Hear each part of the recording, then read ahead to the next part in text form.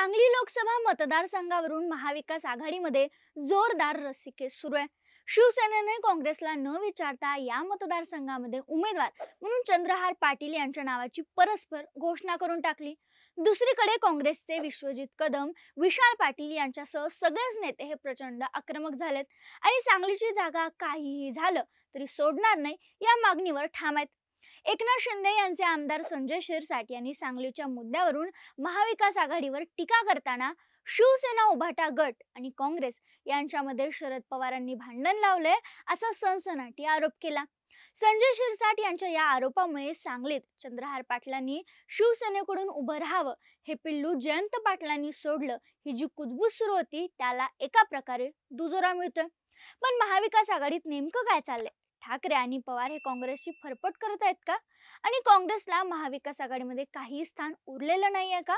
सगळं जाणून घेऊयात पुढच्या काही मिनिटांमध्ये. पण त्यासाठी आमचा हा व्हिडिओ शेवटपर्यंत नक्की बघा. तुमच्या ज्या काही प्रतिक्रिया आहेत त्या आम्हाला कमेंट बॉक्समध्ये नक्की कळवा आणि सगळ्यात महत्त्वाचं म्हणजे आमचं चॅनल नक्की सबस्क्राईब करा. नमस्कार, मी संजना, तुम्ही पाहताय टीओडी मराठी. 2019ला जेव्हा महाविकास आघाडीचं सरकार स्थापन झालं तेव्हा काँग्रेसचे या आघाडीमध्ये सगळ्यात कमी म्हणजे 44 आमदार होते. साहजिकच आहे, मंत्रिमंडळ वाटपामध्ये देखील काँग्रेसला दुय्यम स्थान देण्यात आलं आणि सगळ्यात कमी मंत्रिपद त्यांना मिळाली. 2019 ते 2024 या काळात पुलाखालून खूप पाणी वाहून गेले. महाविकास आघाडीमधले मोठे आणि भक्कम मानले जाणारे दोन्ही पक्ष म्हणजेच शिवसेना आणि राष्ट्रवादी हे फुटले. दोन्ही पक्षाची अक्षरशः लखतर झाली. पण 2019ला 44 आमदार असलेल्या काँग्रेस पक्षाचे 2024 मध्ये देखील 44च आमदार आहेत. काँग्रेसचा एकही आमदार फुटलेला नाहीये. त्यामुळे 2019ला महाविकास आघाडीमधला सगळ्यात धाकटा भाऊ म्हणून ओळख असलेला काँग्रेस हा आपसुकच 2024ला पुन्हा एकदा महाविकास आघाडीमध्ये थोरला भाऊ बनलेला आहे. पण प्रत्यक्षात मात्र सगळ्यात जास्त आमदार असूनही काँग्रेसला जागा वाटपात मात्र पडती बाजू घ्यावी लागते. 2019ला जेव्हा राष्ट्रवादी आणि काँग्रेस हे आघाडी करून लोकसभा निवडणूक लढले तेव्हा काँग्रेसला 26 जागा मिळाल्या होत्या आणि राष्ट्रवादी काँग्रेसला 22 जागा मिळाल्या होत्या. पण काँग्रेसचा फक्त एकच खासदार निवडून आला तर दुसरीकडे राष्ट्रवादी काँग्रेसचे 4 खासदार हे महाराष्ट्रातून निवडून आले. 2024च्या जेव्हा लोकसभेसाठी महाविकास आघाडीच्या जागा वाटपाची प्रक्रिया सुरू झाली तेव्हा नेमका हाच मुद्दा पवार आणि ठाकरेंकडून उचलण्यात आला आणि इलेक्ट्रोक मेरिट नसल्याच्या कारणावरून आज काँग्रेसला महाविकास आघाडीमध्ये जेमतेम 10 ते 15 जागा मिळाल्यात. दुसरीकडे शिवसेनेनं 2019ला 23 जागा लढवल्या होत्या आणि त्यांचे 18 खासदार निवडून आले होते. मात्र या पक्षामध्ये बंड झालेलं नव्हतं. आता शिवसेनेला बंडानंतर उद्धव ठाकरे यांच्याकडे फक्त 12 ते 13 आमदार आणि 4 खासदार उरलेत. राजकीय शक्ती क्षीण झालेली असताना देखील जागा वाटपात मात्र उद्धव ठाकरेंनी बाजी मारली आहे. तब्बल 21 ते 23 जागा महाविकास आघाडीकडून मिळवल्यात.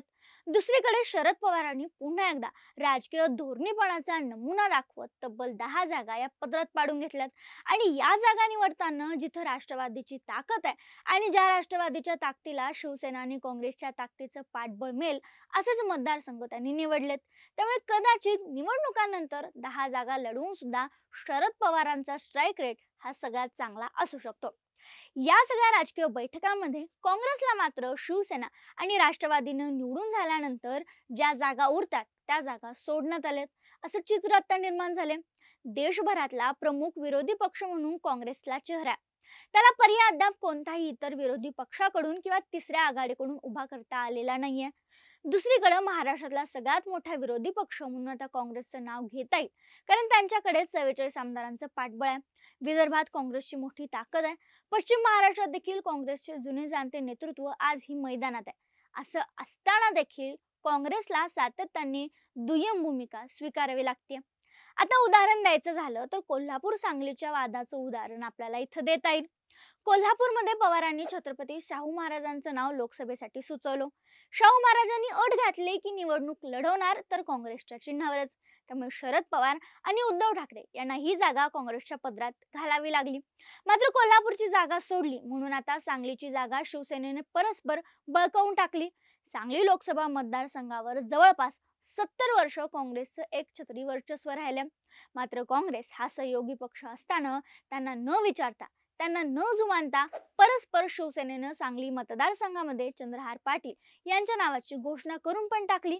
महाविकास आघाडीतली पहिली ठिणगी ही इथंच पडली. आता दुसरी ठिणगी पडली ती भिवंडी लोकसभा मतदारसंघामध्ये. मतदारसंघातील मुस्लिम मतं ही काँग्रेसची ताकद मानली जातात. असं असताना देखील बाळामामांना राष्ट्रवादीने तिकीट दिलं आणि त्यांच्या नावाची परस्पर घोषणा देखील करून टाकली.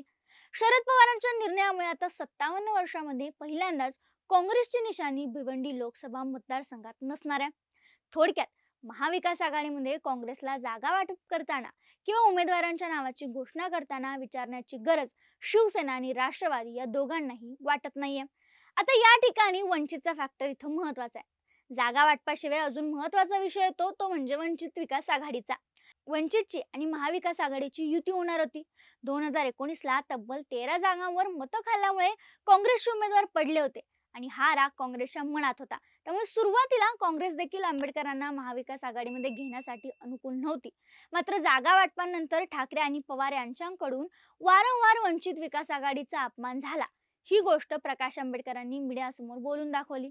त्याच वेळेला प्रकाश आंबेडकरांनी राहुल गांधी मुंबईत आलेले असताना त्यांच्या सभेला हजेरी लावली आणि काँग्रेसला 7 जागांवर न मागता पाठिंबा देऊन टाकला. त्यानंतर काही काळ वाट बघून प्रकाश आंबेडकरांनी त्यांचे स्वतंत्र उमेदवार घोषित केले आणि एक प्रकारे महाविकास आघाडीतून बाहेर पडले.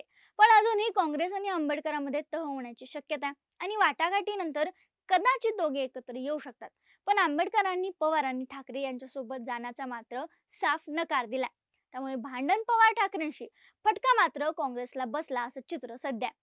थोडक्यात काय, धरलं तर चावतंय आणि सोडलं तर पळतंय अशी काँग्रेसची अवस्था आहे. जागा वाटपातला हा तिढा जर लवकर सुटला नाही तर याची परिणती महाविकास आघाडी निवडणुकांच्या आधी फुटण्यात देखील होऊ शकते. आणि जर का महाविकास आघाडी या कारणामुळे फुटली तर त्याला जबाबदार शरद पवार आणि उद्धव ठाकरे असतील का? याबद्दल तुम्हाला काय वाटतं? आम्हाला कमेंट बॉक्समध्ये नक्की कळवा.